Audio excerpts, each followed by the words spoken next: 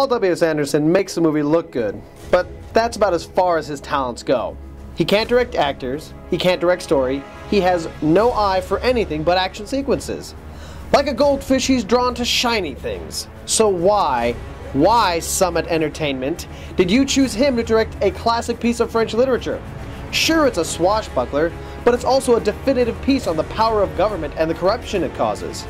Instead, Anderson focused on making it one large, ridiculous action set piece. We have people rappelling down walls, automatic cannons, some 17th century scuba diving, oh, and apparently they taught kung fu during musketeer training, because our main characters sure know a lot of neat tricks for that period of time. Basically, Anderson put Resident Evil in pre-revolutionary France, sat back, and decided to see what would happen. So, I'll be honest with you here. I was expecting truly dismal performances. Now, they weren't actually that bad.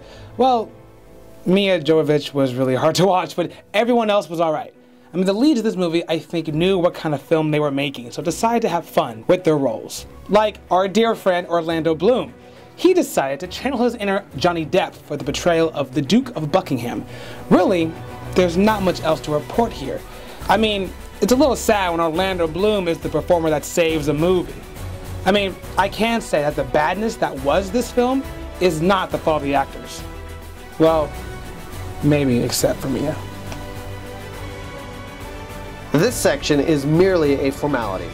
Honestly, I'm surprised Dumas hasn't gotten up, dusted himself off, walked over to the screenwriter's house, and handled business. To be fair, they could make the case that this movie isn't based on his work in any way other than the title. But that isn't true. It's just so bad that the original source is unrecognizable. The story was truly unbelievable. Really, I didn't believe it. Let me start with the airships. The airships. I don't know what these two were smoking, but they better stop before they needlessly harm any more classics. I can't understand how they read this script, looked up and thought, yep, that's good, that's the making of a great movie. Another thing that kills me is that it took 2 people to write this. 2! I mean, they cry artistic license all they want, but if that's the case, they need to have theirs revoked. Okay, so we've discussed how bad this movie was, so let's end on a good note. The look. Now, it looked good. It really did. I mean, perhaps the best thing about this film was the way it looked. It was shot in 3D, and we saw it that way. I mean, 3D technology has come a long, long way since the days of Captain EO at Disneyland, right? And the makers of this film really took to the idea of 3D, gimmicks included. They took it to heart, and it shows. Now, the sets were done well, beautiful locations, even the costumes were vibrant and colorful. All in all, cool to look at. The fight sequences were well done. No blood splatter, which was a little disappointing, but with a PG-13 rating, they couldn't go overboard, I guess. Special effects, nicely done. Even the slow motion shots were well placed. I'm telling you, the movie looked the part, but for some reason, still didn't quite get together in the end. Alright, so, Three Musketeers, is it worth your money? No. Theater is what I was going to say. I don't. Not worth anyone's money. Apparently not. It's so bad. The direction is bad, the story is horrendous.